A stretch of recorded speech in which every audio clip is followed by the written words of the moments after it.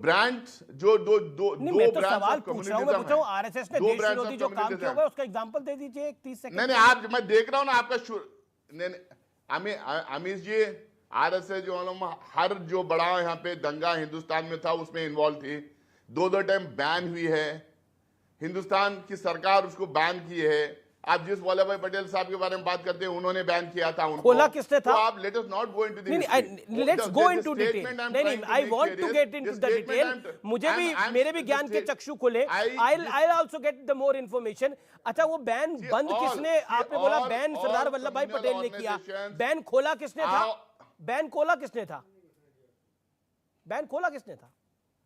उसकी क्या लिखित में दिया था, क्या कंडीशन खोला था? क्या था? खोला किसने था बैन? क्या कंडीशन क्या था? कंडीशन क्या था? खोला किसने था? कंडीशन बैन क्या था?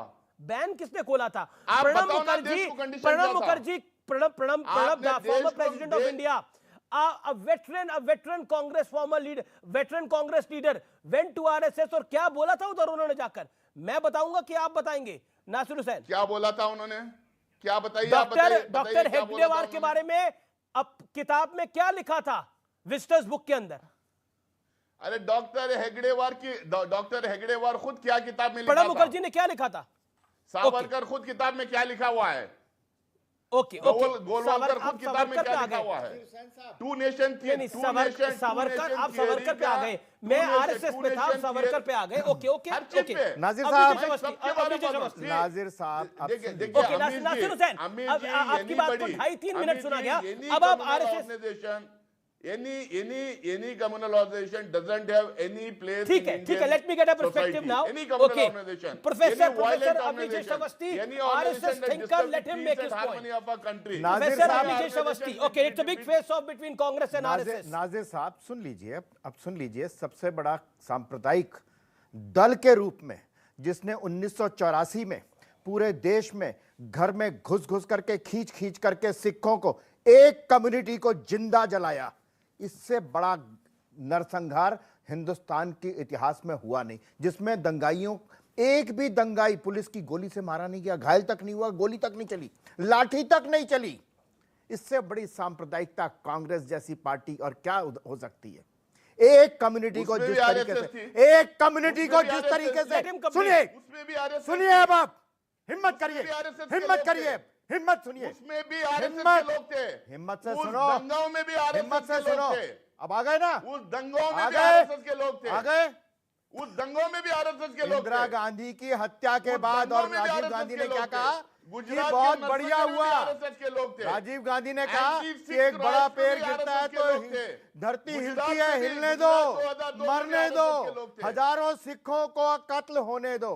उनकी दुकानें लूट ली गई, गले में टायर डाल कर जलाया गया। एक सुन लीजिए, अच्छा, एक करके नासिर हुसैन, मैं सांप्रदायिकता का उदाहरण मौका दिया, उनको 50 सेकंड अलाउ करिए। अच्छा ठीक है, जब अभिजीत अवस्थी बोले तो नासिर हुसैन का ऑडियो न जाए, जब नासिर हुसैन बोले तो अभिजीत अवस्थी का ऑडियो न जाए। Let's make that.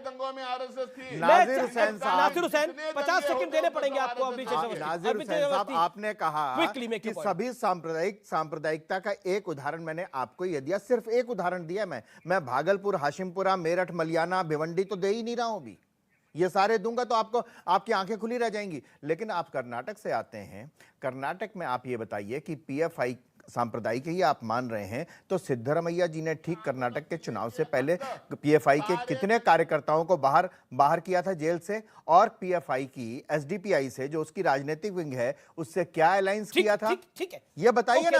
Nasir Hussain, आप लोग आरएसएस का नाम लेके पीएफआई को साइडली डिफेंड कर रहे हैं, सिद्धरमैया यही कर रहे हैं, अभी भी यही कर रहे हैं। कोई डिफेंड नहीं कर रहा, सिद्धरमैया इज डूइंग इट। कोई डिफेंड नहीं कर रहा है आमेश जी, कोई डिफेंड नहीं कर रहा किसी को। हम कह रहे हैं कि all brands of communalism has to be condemned, has to be banned. All forms of organisation which promote communalism, which promote violence, which disrupt law and order. Okay. Let me get Subui Khan. Okay. You made your point, Sayyid Nasir Hussain. Subui Khan, ये क्यों important है जो PFI पे ban लगा है, और क्या आपको लगता है जो खुलासे सामने आ रहे हैं, जहां पर 2047 तक इस्लामिक राष्ट्र बनाने की बात है, आईईडी बनाने का डॉक्यूमेंट सामने आया है, क्या आपको लगता नहीं अपने आप में बहुत बड़ी चीजें हैं ये? कुछ कम्युनिकेशन का पूरा तंत्र सामने आ गया है। सुबोई खान जी जी।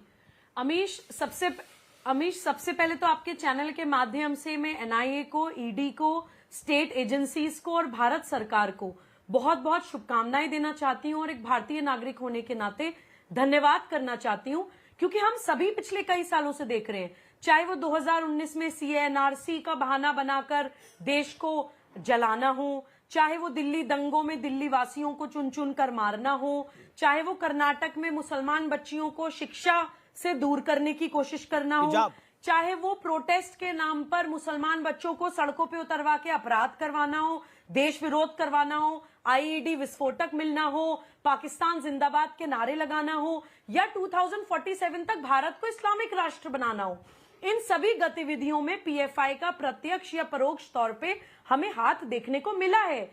ऐसा एक संस्थान, ऐसा एक संगठन अगर हमारे देश में चल रहा है तो वो बैन ही होगा, और उसमें हिंदू मुस्लिम सिख ईसाई करने की कोई बात ही नहीं है भैया। जो भी संगठन भारत विरोध कर रहा है उसको बैन किया है सरकार ने, उसका समर्थन कीजिए। अगर आप कहीं ना कहीं उसका विरोध कर रहे हैं तो आप या तो भारत विरोध का समर्थन कर रहे हैं, या फिर आप कहीं ना कहीं अपने राजनीतिक हित साधने के लिए टेरर फंडिंग आउटफिट्स को सपोर्ट करने की कोशिश कर रहे हैं। बहुत शर्मनाक है अमीश। हम सब लोगों को भारतवासी होने के नाते आज के दिन को उत्सव की तरह मनाना चाहिए। नहीं, पटाखे वगैरह शोएब जमाई जलाना चाह रहे हैं, हाथ खड़ा कर रहे हैं, लगता है पटाखे की तस्वीर लेके आए हैं। शोएब जमाई, आप शेयर करना चाहते हैं विजुअल जिसमें आप पटाखे जला कर आए हैं, शायद आप हाथ खड़ा कर रहे हैं लगातार? जी जी। नहीं, मैं तो बहुत खुश हूं कि भाई अब तो सब कुछ क्लियर हो जाएगा, मॉब लिंचिंग भी बंद हो जाएगी, शंभूलाल रैगर भी नहीं होगा, कोई बिल्किस बानो का बलात्कार भी नहीं होगा, सब कुछ खत्म हो जाएगा। बहुत अच्छी बात है। लेकिन मैं आपका जवाब जो देना चाह रहा था वो सुबोई खान का था कि सुबोई खान ने एंटी-सीए प्रोटेस्ट जो पूरे देश भर के लोगों का सेंटिमेंट था, मुसलमानों का भी जुड़ा हुआ था, हिजाब के मुद्दे पर पूरे देश भर के मुसलमानों का एक सेंटिमेंट जुड़ा हुआ था, आपने उससे पीएफआई को जोड़ करके आपने एक बहुत बड़ी गलती कर दी कि आप उसको बहुत बड़ा बना दिए, जबकि उसका कोई रिलेवेंस नहीं था। नंबर 2 ये है कि अंग्रेजी में एक कहावत है, कॉल स्पेड अ स्पेड। क्यों बीटिंग अराउंड द बुश आप कर रहे हैं, घूम फिर के बात कर रहे हैं? अरे मैं जब हिम्मत से कह रहा हूं कि यस अच्छी बात है आपने किया बैन, जाइए यहां से, सरदर्द खत्म हुआ, कोई मुसलमान नहीं उसमें यहां से शामिल होगा, और हम ना कहते हैं संगठन में शामिल होने के लिए। अरे हम लोहियावादी गांधीवादी विचारधारा से लैस लोग हैं, हम उसकी राजनीति करेंगे। लेकिन आप ऐसे संगठनों को बढ़ावा दे करके और आप आरएसएस का बचाव करके बजरंग दल वीएचपी के खिलाफ नहीं बोलते, राजनीति को बढ़ावा दे रहे हैं। Audio down Suboi Khan, 30 second rebuttal, then Majid Haidari and RSN. जी शुएब भाई, कॉल स्पेड अ स्पेड कहावत को तो मैं बिल्कुल मानती हूं और वही हम कर रहे हैं। पीएफआई एक टेरर फंडिंग का एक संगठन है जो मुसलमान बच्चों को वरगलाता है, भारत के खिलाफ खड़ा करता है, उनको विक्टिमाइज करता है, उनको डराता है, उनको भड़काता है, उनको देश के खिलाफ खड़ा करके सड़कों पर उतारता है और मानसिक कंट्रोल करके भीड़तंत्र की तरह इस्तेमाल करता है। ये बात बहुत अच्छी मुसलमानों के हित में होगी, क्योंकि ये मजहब के लिए नहीं कर रहे हैं, ये सिर्फ पैसे के लिए कर रहे हैं। मजहब का नाम है लेकिन मजहब के लिए नहीं कर रहे हैं। विदेशों से पैसा लाते हैं माइनॉरिटीज के नाम पर, कहीं मुसलमान बच्चे को हिजाब के नाम पे भड़का रहे हैं, कहीं उनको किसी नाम पे भड़का रहे हैं। ठीक है Majid Haidari, okay audio down. Majid Haidari, आपका तो अनुभव है 370 भी हटाई गई थी।